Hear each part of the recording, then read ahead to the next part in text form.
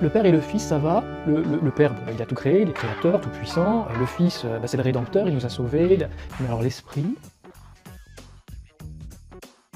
Comment parler de l'Esprit Saint? Pourquoi pas en utilisant des images? Une colombe, le feu, de l'eau. Dans le credo, version courte, on dit « Je crois en l'Esprit Saint ». Dans le symbole de Nicée-Constantinople, on en dit beaucoup plus. Et au fait, la Bible, elle en parle de l'Esprit Saint? Quand il nous demande quelque chose, il nous donne aussi les moyens de le faire.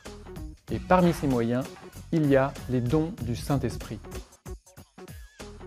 Dans la célébration de tous ces sacrements, nous retrouvons un même geste, celui de l'imposition des mains.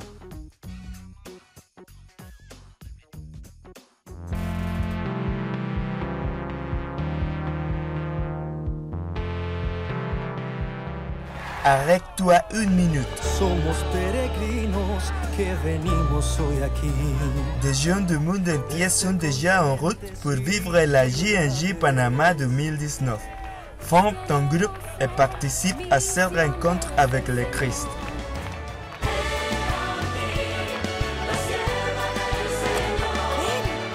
On t'attend.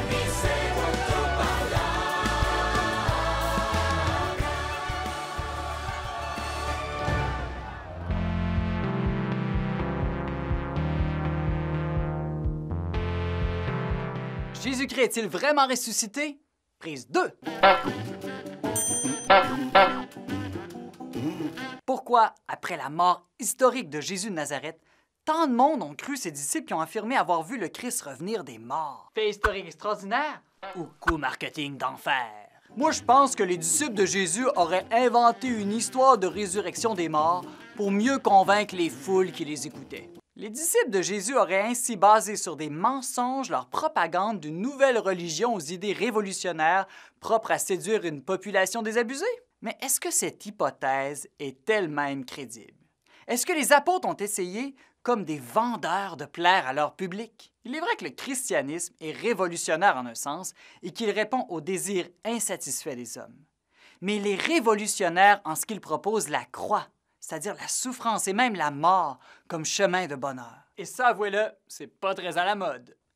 Quant au désir, le christianisme affirme que Dieu seul peut combler le désir infini des hommes. Du coup, il est l'inverse d'un hédonisme facile, car il détourne de tous les plaisirs mondains de ce monde pour recentrer la vie avant tout sur la relation à Dieu. Loin d'être séduisant, le christianisme était très repoussant pour les hommes de l'époque. Et malheureusement, semble être encore pour bien des femmes et des hommes d'aujourd'hui.